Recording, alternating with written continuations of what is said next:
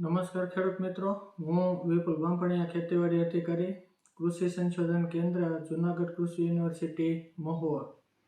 તો આજે આપણે ચર્ચા કરવાની છે ગુજરાતની સૌથી પ્રખ્યાત નાળિયેરીની વેરાયટી, જેને આપણે ડીટી હાઇબ્રિડના નામે ઓળખીએ છીએ. તો આ જે નાળિયેરી છે એના રોપાની અરજી તમે ક્યારે કરી શકો, ક્યાંથી કરવાની છે, કેટલા રોપા મળે અને ક્યારે મળે.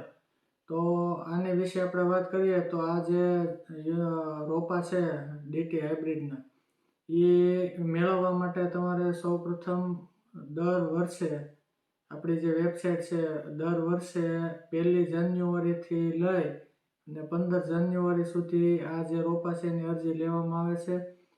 વેબસાઇટ છે જૂનાગઢ એગ્રીકલ્ચર યુનિવર્સિટી અથવા JAU.in.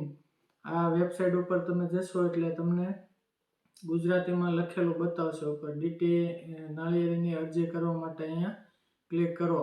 તો ત્યાં તમે ફોર્મ ઉપર ક્લિક કરશો એટલે તરત એનું ફોર્મ ખુલશે. એની અંદર આપણે ખેડૂતોની જે વિગત આવે છે, ખેડૂતનું નામ છે, આધાર કાર્ડનો નંબર છે, મોબાઈલ નંબર છે, ગામ, તાલુકો, જિલ્લો અને છેલ્લે આપણે જે આપણો ખાતા નંબર છે અથવા સર્વે નંબર છે જમીનનો.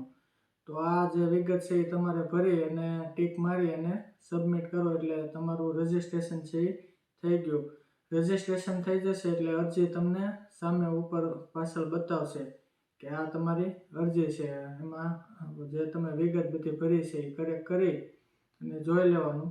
અને પછી જે ફોર્મ છે એનું આપણે પ્રિન્ટ પણ લેવાની છે, કેમ કે જ્યારે તમે રોપા લેવા આવવાનું થશે ત્યારે અરજીની નકલ, આધાર કાર્ડ અને 8 નકલ, આ 3 વસ્તુ તમારે સાથે લાવવાની રહેતી હોય છે.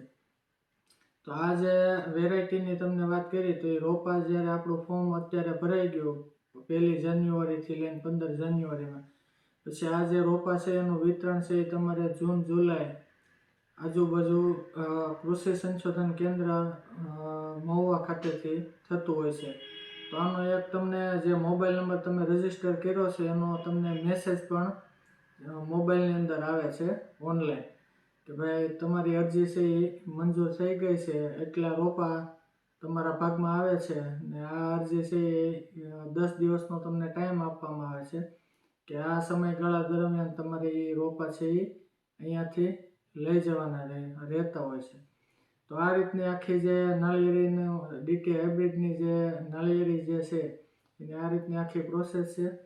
અને લિંક જે છે ડાયરેક્ટ તમારે ફોર્મ ભરવું હોય તો લિંક છે એ પણ આપણે ડિસ્ક્રિપ્શન બોક્સમાં અંદર આપેલી છે. એમાં તમે જશો એટલે ડાયરેક્ટ તમારે ફોર્મ છે એની અંદર ખુલી જશે અને એમાં વિગત ભરીને તમારે સબમિટ કરવાનું રહેશે.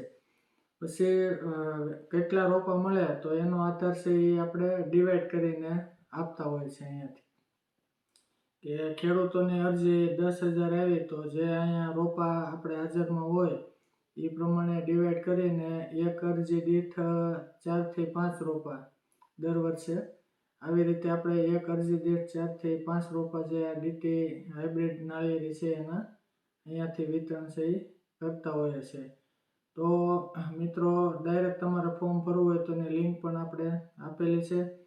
તો આ રીતે વેબસાઇટ ઉપર જઈને ડાયરેક્ટ તમે 1 જાન્યુઆરી સવારે 9 વાગે દર વર્ષે આ રીતે તમે અરજી છે એ ડાયરેક્ટ કરી શકો.